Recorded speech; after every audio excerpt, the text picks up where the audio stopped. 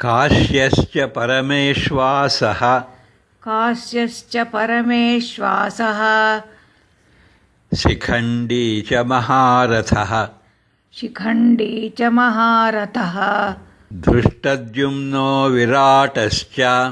धृष्टद्युम्नो विराटश्च सात्यकिश्चापराजितः सात्यकिश्चापराजितः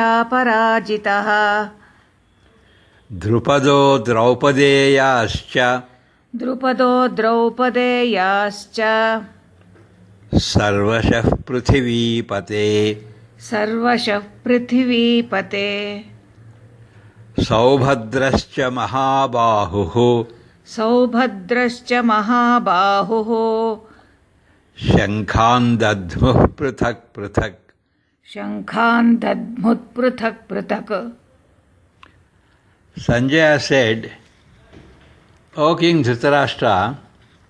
thereafter the king of Kashi, a great archer, the two Maharathas, Sikhandi and Dhrishtadyumna,